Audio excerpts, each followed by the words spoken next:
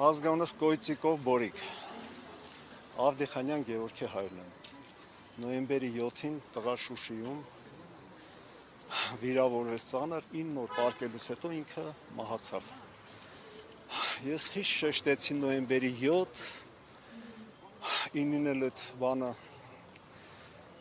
ճիշտ ներմայնացած եմ, չեմ կարող խոսամ, վերջը։ Նման եւ հայտարարություն եղավ 21 թվականի երևի քիչ եք ապրելի, ես օրը լավ չեմ հիշում, բան կարող ենք, այս արդեն ծեծվել է։ Մենք արդեն հոգնել ենք այդ բաներն ասելուց։ Կլիներ նույն իրավիճակ առանց զոհերի։ Ես ինչի համար եմ ասում, եթե ազգի 10%-ը դա գիտակցեր, մեր կաշվի մեջ կմտներ։ Լավ, մենք ինչքան կարանք հարցազրույցներ տանք, ինչքան կարանք անկես խոսել։ Մեզ հասկացող չկա։ Գիտեք ինչ,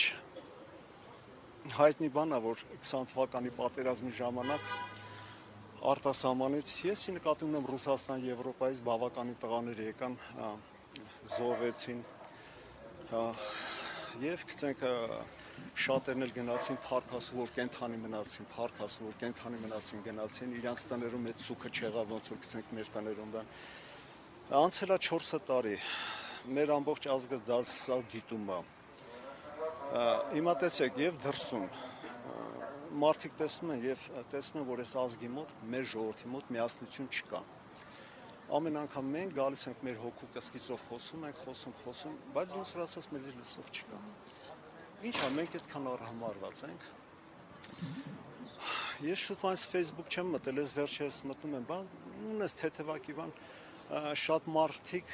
հայր-մայրեր ասում են, զոհվածների ծնողներ չեն, ասում են, բա այդ 5000 երեխաները բան։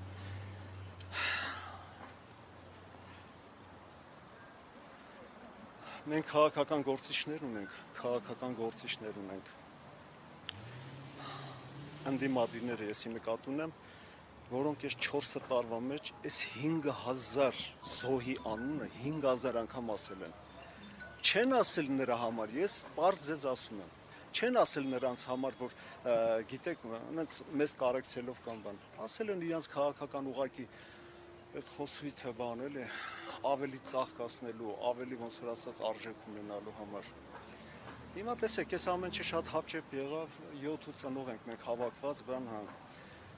ժողովուրդը սենց վերցնենք, էլի ժողովուրդը Facebook-ից է հոգնել, անդե չգիտեմ, այս քաղաքական բաներից է հոգնել։ Իրանք էլ հոգիտեն, թե ամեն մի կես ժամ մեկ ինչա կատարվում։ Ես ճիշտ եմ հասկանում, դուք բոլոր նաև ուժերին ծնողների խոսքից հասկացա, ասում եք, որ այս ընթացքում որ խոսում են, հասկացնեն, որ իրենք այնուամենայնիվ պատասխանատվության են ենթարկելու, հա, Փաշինյանին, օրինակ, չգիտեմ, օրենքը ի վերջո գործելու է, այդ հաղորդումները ընթացք ստանալու են։ Գիտեք ինչ, ցանկացած պայքար, դա կլինի թե հարցազրույց տալու համար, այդ 5000 զոհի անունը, որ տալիս են, մենք արդեն հասկացանք, որ բան չունի, արժեք չունի իրանց համար։ Ուղղակի իրանց խոսքը ծանրակշիռ դարձնելու համար։ Ոնց որ ասած, գիտեք ինչ, մենք այսքան ժամանակ այդ 5000 զոհի անունը շատ քիչ ենք տալիս, բայց իրենք որ սկսենք հարցազրույցներ են տալիս ամեն ինչ, մենք այս 5000-ը ամեն անգամ լսում ենք 5000 տարբեր քաղաքական որպեսզի պարզ ասեմ այս ամեն ինչը, անձամբ ես այս քաղաքականությունը շատ հարում։ Ինձ համար որպես մարդ գոյություն ունի մեկ բան, ճիշտ եւ սխալ։ Սխալը եղել է, լավ, ինչպես մենք կարանք այս ամեն ինչը ճշտենք, չէ՞ որ մենք պետք է ապրենք, այս փոքրիկ հողակտորի վրա մենք պետք է ապրենք, ինչքան մենք պետք է ասենց անբարեխիղճ ձևով մոտենանք մեր փոքր հողակտորին։ Հիմա ձեր խոսքը հետևյալն է, որ Փաշինյանը պետք է հայտնվի կաղերի ետևում, սա պահանջում բոլորից, որպեսզի քայլեր ձեռնարկեն, հա, այդ ուղղությամբ։ Երբ որ գոնե մեկ մարդ սպանում են, այդ մեղադրյալը հայտնում է ճաղերի ետևում, խոսքս մեկի մասին չի, երկուսի մասին չի։ Ես հիշում եմ իր հարցազրույցների մեկի ժամանակ ինքը մի բան ասաց, եթե մի շարքային մարդ, մի մարդու բանանում, չէ, գցենք սպանում է, ես խոսքերը չեմ տանում, հիմա մի քիչ բան, ինքը համարվում է, հայտնվում է ճաղերի ետևում, իսկ եթե թագավորը զոհաբերում է այսքան մարդ, ասում է ինքը հանցագործ չէ, եւ ոնց հանցագործ չէ։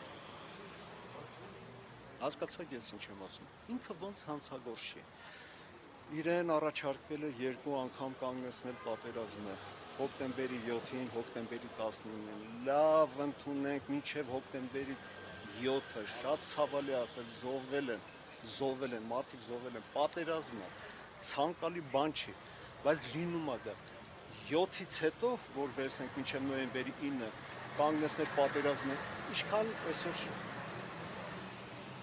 ինչքան այսօր տղա զինվոր տանը կլիներ։ Ես ինչի համար ասացի նոյեմբերի 7-ին, իմ տղան տանը կլիներ։ Հոկտեմբերի 7-ին թող ինքը կանգնեցներ պատերազմը։ Դրանից պարզ բան, ինչքան վիրավորվածներ, ինչքան հոգեկան ապրումներով մարդիկ մեր փողոցի վրա պատերազմի մասնակցել են Գևորգը, իր ընկերայելի Գևորգը, եւս 3 հոգի, 3-ը վիրավորված եւ 3-ը վիրավորվեցին, իմ տղան մահացավ եւ ես չգիտեմ հիմա այդ ասելու բանա թե չէ, հիմա ինքը կարող է ինձ դիտի բան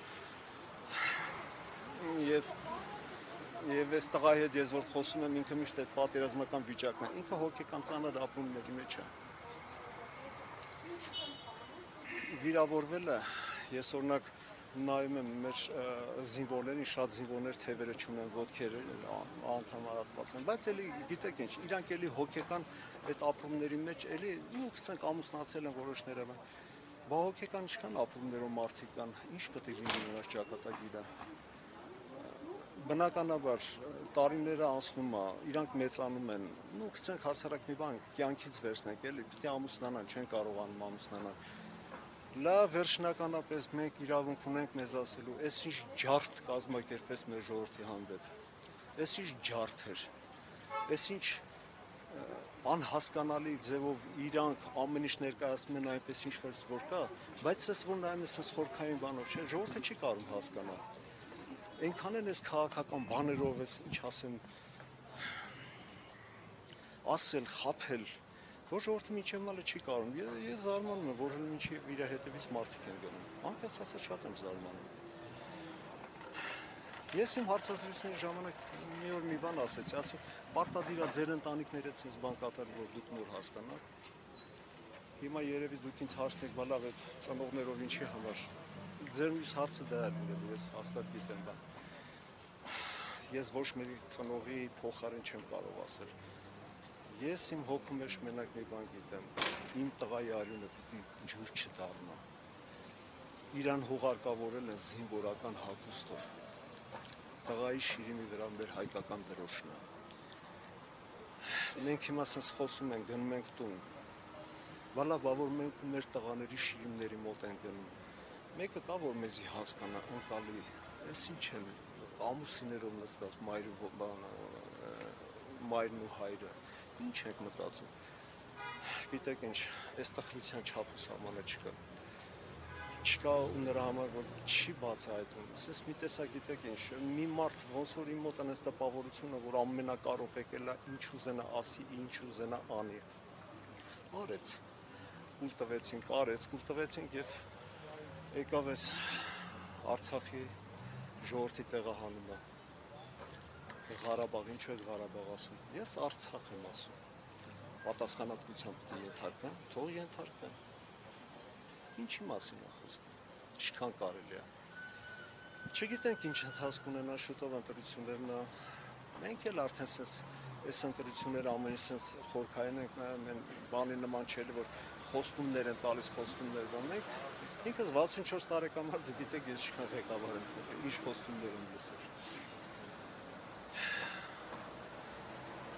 Հարցեր ունեք։ Շնորհակալ եմ։ Ձեզ համբերություն։